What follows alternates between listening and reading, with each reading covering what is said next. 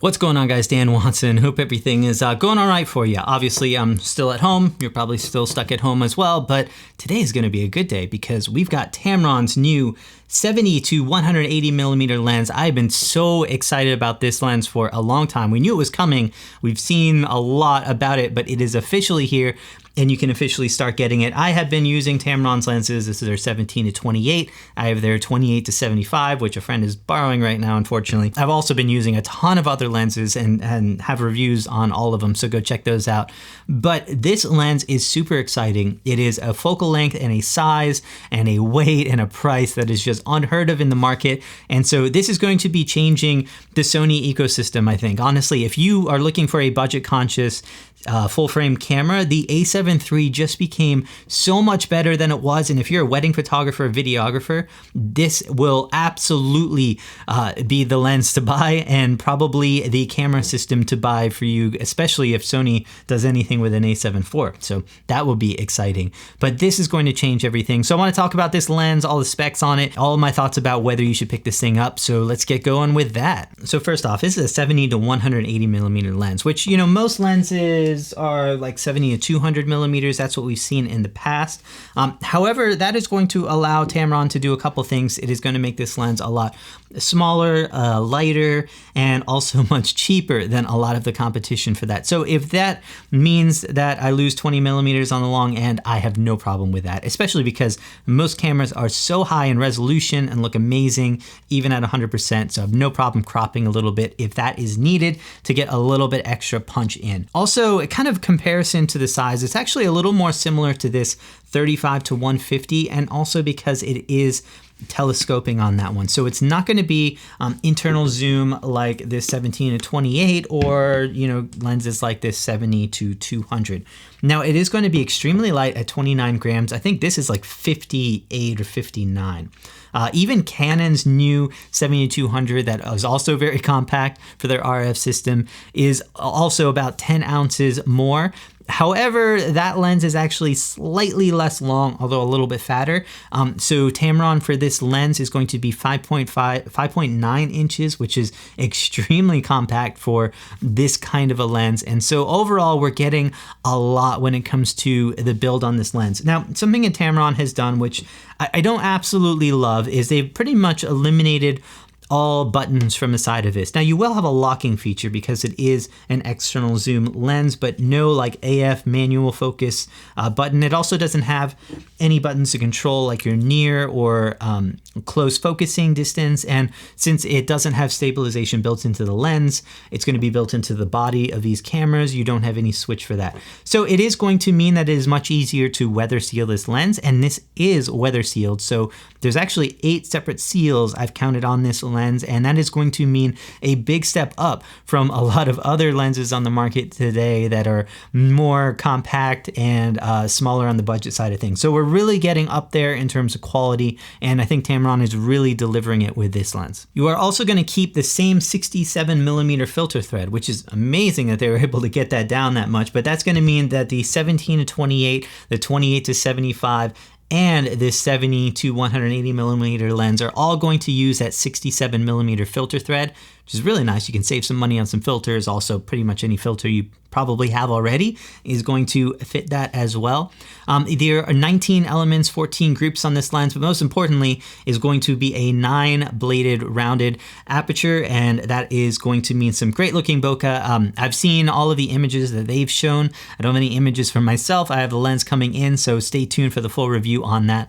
And things look very good from an optical standpoint for this lens, especially considering the price on this, but we'll get into that just a little bit more in a sec. Now, one thing that Tamron is doing brand new for this is they're bringing out linear autofocusing motor, and you've heard that term from Sony a lot because basically every lens that they've done since the 135 millimeter have been using these linear focusing motors, and they are much faster. They are still very quiet, but they allow more precise and fast focusing for these cameras to be able to keep up with these autofocus systems that are just incredible.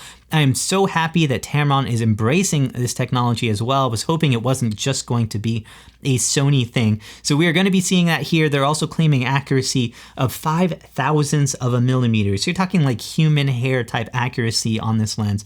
Tamron's lenses have always been great for focusing. The speeds on their other lenses have been really great. The only one I haven't been thrilled at is their newer 2.8 prime lenses. I haven't been a huge fan of those lenses, but they're 35 to 150. I've got a video on that one. We use that a ton. I'm kind of mad that they don't have that available for Sony lens mount right now. And their 35mm 1.4 is probably one of my favorite lenses of all time. Again, kind of disappointed they don't have that for Sony mount as well. But they are just doing amazing things with lenses right now. And having that linear focusing motor is going to just take things to another level. Now, something that Tamron has been doing a lot with their lenses is going to be close focus or macro. This lens is only about a 0.23x on the maximum focus or the maximum magnification on it.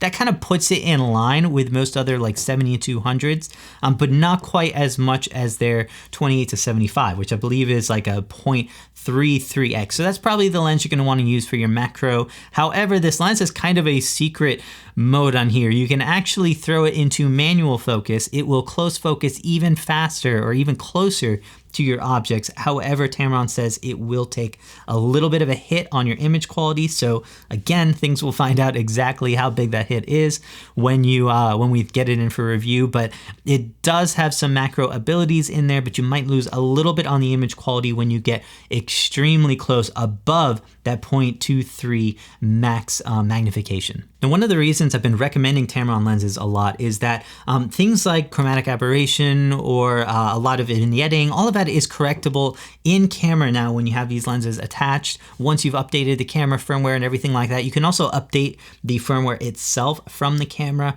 And then all of your like eye autofocus and DMF technologies and all of that autofocus technology that's built into the camera, these will be available for these lenses as well, assuming you're using one of Sony's newer cameras. So all of the advantages to having Sony's mirrorless cameras are going to be available to these lenses. Now, we are looking at a date of May 14th on this, which is about when we can get back outside. There might be some delays on this depending on how the factories are going on all of this. Has pretty much been delays on almost everything right now. So keep that in mind, but we should be able to see this around mid-May, and $1,200 is the price for this lens, which is way cheaper than a lot of other Sony options. So let's talk about that competition. I mean, Sony's 70-200 f4 is probably the closest priced lens to this. It is going to be still $300 more expensive. You have an f4 aperture instead of an f2.8, and there is pretty much no time I wouldn't prefer an f2.8 to an f4 lens, especially when you're talking telephoto lenses like this. I am almost always looking for more light so I can up my shutter speed or lower my ISO, or I'm trying to blur my background out for things like portraits. So these are lenses that I love to have wide apertures in, so that makes this Tamron a huge advantage for that. It's also about $300 cheaper, which is going to be a pretty big deal. Now, these are made from high-end plastics on here. They kind of feel like metal at times, but they're still mostly plastics on these lenses. And the Sony 70-200 is going to be a little bit better built. It also has some buttons on the outside and things like that. However, when you're talking about the weight and size advantages as well, I think that it's really going to make this Tamron even more compelling, especially for that price. Now, Sony does have that 70-200 f2.8 GM, and that is a beautiful lens, but at $2,600, it is almost outrageously expensive for what you're getting on that one. And so I really think that kind of puts it into a different ballpark here. But the question is, should you buy this lens? And honestly, if you are concerned at all with price or weight and size, this is a no-brainer. Like, go ahead and pick it up now. Do not even wait a second. This lens will probably be out of stock for a while too. So go ahead and get this lens immediately. There is no question that it is better than anything else in this price range. Even without having it in yet, I know it will be better than that. And it is also smaller, more compact, and gives you so many more options than what is out there. Now, if price or weight or size is not that important to you, I still would get this over the Sony 70-200 f4, just because I would prefer having that f2.8 aperture. And if you have unlimited money, maybe go look at that f2.8 GM, just because it's an amazing lens right here. But I still think Tamron is giving you so much, especially when you consider the value proposition on this one. So So hope you guys like this first look. Again, subscribe because I got this lens coming in. Check out all of the stuff that we've got going on here. Hit me up with your comments on anything you want to see or your thoughts on this lens if you're going to be picking it up. Really curious to what you guys have to say. Thank you so much for watching, guys. Stay tuned. New stuff on the way.